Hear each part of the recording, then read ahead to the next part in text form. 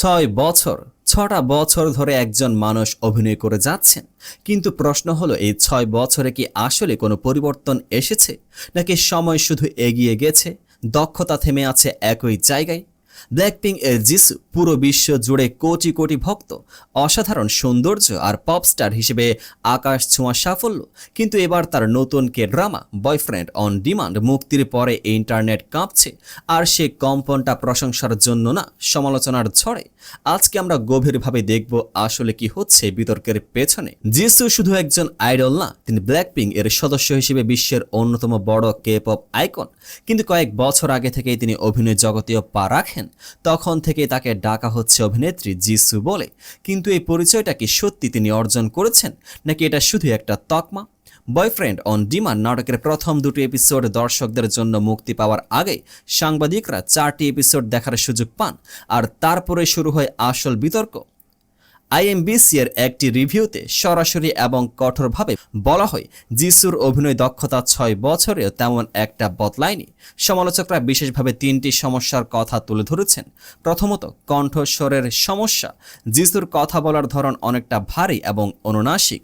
Dialogue ডেলিভারিতে একটা ছন্দ থাকে যেটা দর্শকদের দৃশ্যের সাথে আটকে রাখে, কিন্তু সেই ছন্দটা জিসুর ক্ষেত্রে বারবার ভেঙে পড়ছে। দ্বিতীয়ত, রোমান্টিক কমেডির সাথে মানানসই না হওয়া। এই ধরনের নাটকে লাইটনেস, টাইমিং আর শারীরিক অভিব্যক্তি খুব গুরুত্বপূর্ণ, কিন্তু রিভিউতে বলা হয়েছে জিসু সে হালকা মজার মুহূর্তগুলো ধরতে পারছেন না।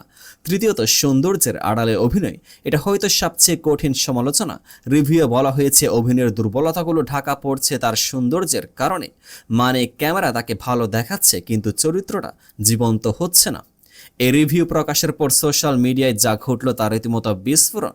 কেউ লিখলেন 6 বছর হয়ে গেল, এখনও উন্নতি নেই, অভিনয় কোচ নেই নাকি? আরেকজন বললেন প্রতিবার নাটক আসে, প্রতিবার একই সমালোচনা, কিন্তু এই অভিনয় একই থাকে। এটা তো অবাক করার বিষয়। সবচেয়ে বড় আঘাত এলো এই মন্তব্যে। সে যখন অভিনয় করে সুযোগটা হারায় যে সত্যিকারের ভালো অভিনেতা হতে পারত।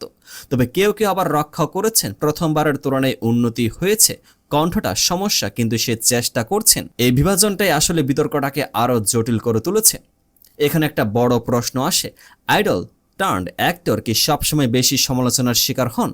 উত্তর হলো হ্যাঁ।